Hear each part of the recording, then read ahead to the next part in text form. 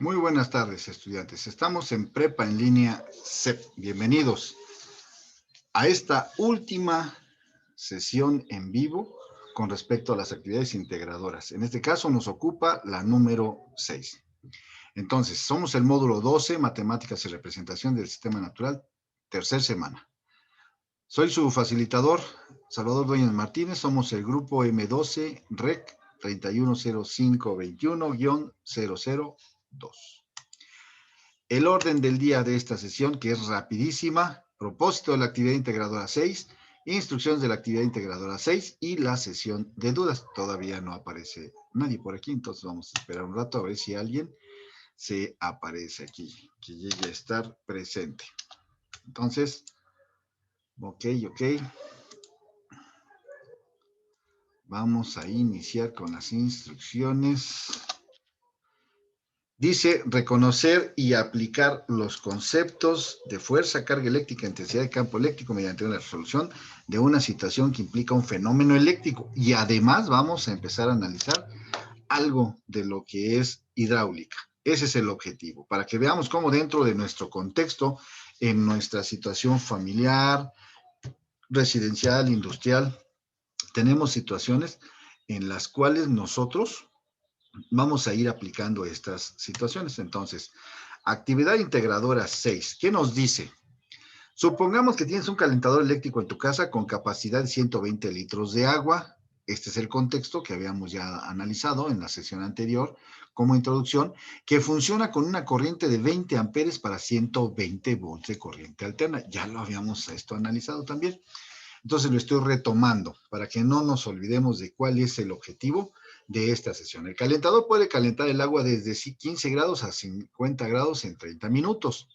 Supongamos que tu familia está compuesta por 4 personas y usa aproximadamente 240 litros de agua caliente para bañarse a diario, con un costo de 15 pesos por kilovatio la hora. Ya habíamos analizado también esta situación donde vamos a utilizar la ley de Ohm, pero en términos de la potencia eléctrica, obviamente, y el tiempo. Entonces habíamos hecho un cálculo que para 120 litros, la potencia era voltaje por la corriente. Una vez que obteníamos esa potencia, 2.4 kilowatts, porque originalmente habíamos obtenido watts, pero lo convertimos dividiéndolo entre 1000 y nos quedó 2.4 kilowatts. ¿Para qué? Para que posteriormente, de la fórmula de la potencia igual a la intensidad del campo eléctrico entre el tiempo, despejando el campo eléctrico, pudiéramos entonces obtener este campo eléctrico, que es potencia por tiempo. Entonces, E es igual a 2.4 kilowatts. Para que unificáramos las unidades, para eso entonces convertimos los watts a kilowatts y multiplicarlo por el tiempo que va a estar trabajando ese calentador eléctrico. A nosotros nos resultó entonces 1.2 kilowatts por hora. Esto es lo que consume de potencia que se disipa en forma de energía calorífica, el efecto Joule. Entonces lo multiplicamos por el costo de 1 kilowatt por hora por 2.4, que es lo que nosotros calculamos, y obtuvimos que son 36 pesos para que se bañaran 4 integrantes de la familia con 120 litros. Y aquí hicimos el resumen de lo que habíamos calculado. Bien, me iban a entregar entonces esta gráfica, que espero que ya vayan avanzando con sus proyectos, su actividad integradora. Entonces aquí vamos a poner los kilowatts y acá el costo de kilowatts hora. Luego, si la resistencia del calentador se hubiese dañado, que se hubiera averiado, ¿qué valor debería tener la resistencia para que funcione con una capacidad de 120 litros? Y también ya habíamos hecho el cálculo. ¿Qué vamos a utilizar? La ley de Ohm, ya sea en su forma de triángulo, como lo veíamos en las sesiones anteriores, o como ecuación, pero siempre y cuando tengamos en mente el enunciado, que dice que el voltaje aquí es igual a una resistencia por una corriente. Entonces despejamos la resistencia y dividimos voltaje entre corriente y esto nos dan 6 ohms. Muy bien. Ahora fíjense bien, esta es la segunda entrega de nuestra actividad integradora número 6. Ahora supongamos que tienes un calentador eléctrico en forma de cilindro circular recto, como los que había antes, pero esos utilizaban combustibles. Entonces, ahora estamos en la situación de que tenemos un calentador eléctrico y que tiene forma cilíndrica y además es recto, que cuenta con una capacidad de 110 litros de agua. Para calentar 110 litros de agua. Ya cambió aquí la cantidad de litros de agua que se va a requerir para que se caliente y no sabemos, esta vez no nos dicen si es la misma familia de 4 integrantes. Calcula la presión hidrostática en el fondo del calentador eléctrico cuando éste se encuentra lleno de agua. Anota tu resultado en kilopascals. Muy bien, ¿qué es lo que nos están diciendo y nos están pidiendo aquí? Que nosotros calculemos una presión hidroestática. Vamos a analizar de qué se trata. Yo aquí tengo un cilindro en el cual contiene gel. Vamos a suponer que este es el calentador que tiene forma cilíndrica y que en la parte de adentro está el agua que nosotros vamos a calentar, que es un líquido. Pero nos están diciendo que qué significa la presión hidrostática, que la calculemos. Primero vamos a comprender el fenómeno. Este recipiente tiene un poquito más allá de la mitad de gel. De la parte de arriba del gel, fíjense bien, hacia la estratosfera, aquí estoy en el interior, pero de todos modos recibo una presión hidrostática en este líquido. En la parte de arriba, nosotros tenemos una presión que se ejerce. ¿Quién la está ejerciendo en este caso? El aire. Entonces, el aire a la superficie de este gel, que en nuestro caso es un líquido, está ejerciendo una presión. Cuando yo quiero usar el gel, ¿qué tengo que hacer? Oprimir el cuerpo y este cuerpo va a ejercer una presión sobre el gel que va a salir. Bueno, en este caso no es dinámica, como cuando yo la empujo.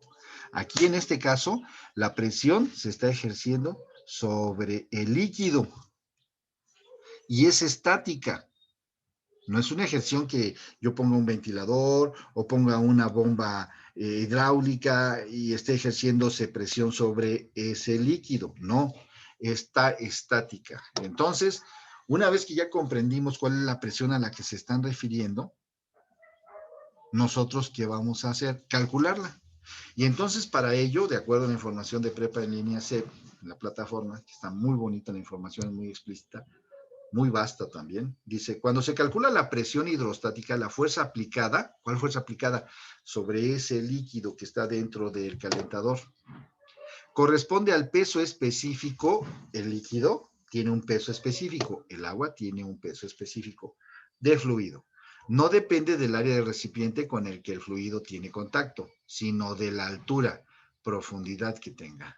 La presión estática dice entonces la altura que tenga, esa es donde va a recibir esa presión. ¿Cómo se calcula? Nosotros, acuérdense bien, utilizamos siempre ecuaciones y en este caso nos dicen que para calcular la presión hidrostática vamos a hacerlo con una ecuación. ¿Por qué ecuación? Porque tiene el signo de igual.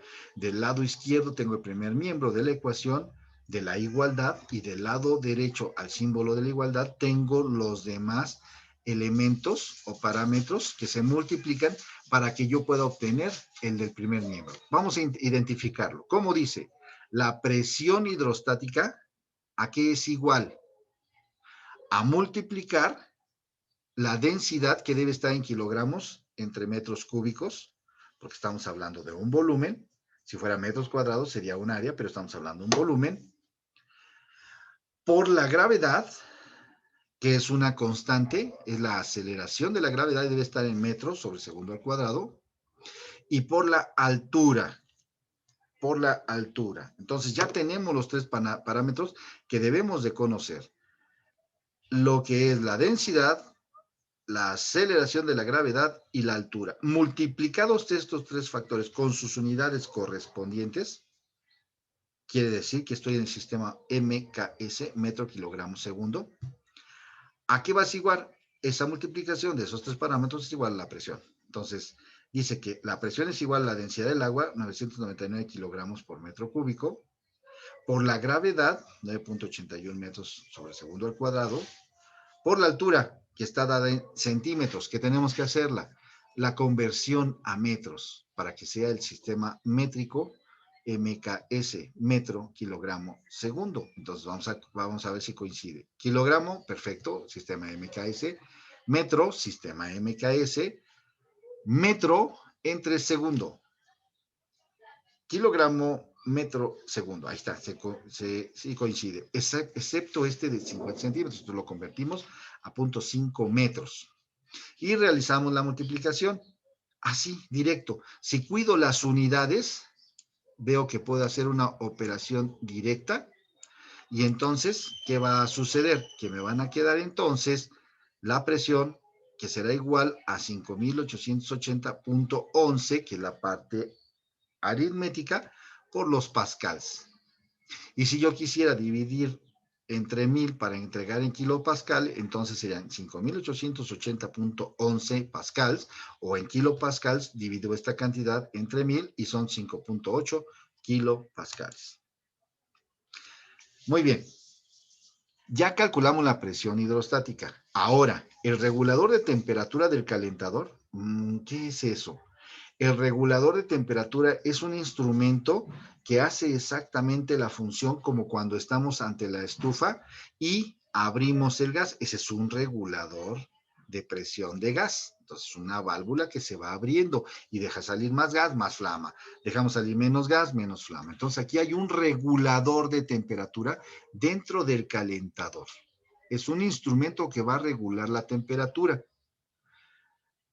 De agua dejó de funcionar, por lo que el agua en el interior de este se evaporó totalmente, se calentó tanto que ese regulador no sensó la temperatura máxima a la que debía de apagarse, y entonces siguió calentándose.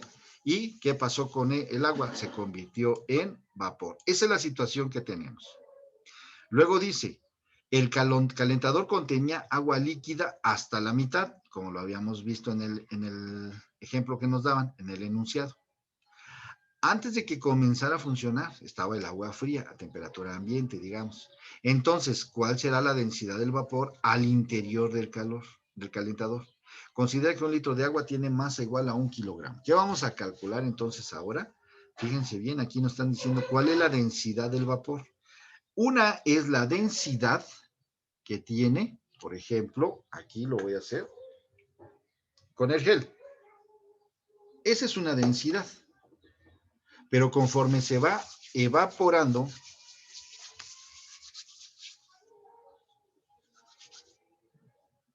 ¿qué va pasando? No es la misma densidad. La estructura molecular del agua pasa lo mismo que con el gel. Esa gotita tiene una densidad. Una vez que yo la aplico sobre mis dedos, ¿qué va a pasar con esa densidad? Eso es lo que vamos a calcular. Y entonces nos dice que consideremos un litro de agua que tiene una masa igual a 1 kilogramo. Densidad es la masa entre el volumen. ¿Cuál es la masa? La masa del líquido. ¿Cuál es el volumen? Donde está contenido. Esa densidad se mide en kilogramos entre metros cúbicos. Luego, el volumen del calentador es el área, esta de aquí, este es el área, tiene 2 dimensiones, es como si la metiéramos en un plano cartesiano, fíjense bien, es una circunferencia, cuando en realidad es un cilindro, pero tiene una base. Entonces, a esto se le llama entonces área de la base. Luego, esa área de la base se multiplica para que tenga un volumen y a eso le llamamos altura. Entonces, multiplicar el área por la altura, ¿qué me va a dar? El volumen del calentador. Altura, 60 centímetros. Aquí convertirlo sistema MKS a metros. Entonces son 0.6 metros. Luego, es igual a 25 centímetros, o sea, el radio, 0.25 metros. Vamos a ver por qué estamos tomando también en este caso la altura y el radio. Vamos primero a calcular el área de, en este caso, nuestro calentador que estoy simulando aquí con este recipiente, que dice área de la base en un círculo esta área, aquí es igual al radio. Déjenme decirles de dónde parte el radio, del centro hacia el extremo de la circunferencia. ¿Cuántos radios habrá aquí? Muchos, pero valen el mismo valor. Entonces, para nosotros, ¿cuál es ese radio? 0.25 metros. ¿Qué nos dice la fórmula para calcular un área? Que el área, otra ecuación, ¿a qué es igual? A multiplicar la constante pi por el radio al cuadrado. ¿Cuánto vale pi? De cualquier calculadora podemos obtenerlo, de la red, de la información que se da en prepa en línea, 3.141592. Hasta ahí, porque este es un número que continúa toda la vida y nunca termina, nunca se repite. Entonces, ahora nada más vamos a decir que esto es el valor de pi multiplicado por radio, para eso lo necesitábamos. ¿Cuál es el área entonces?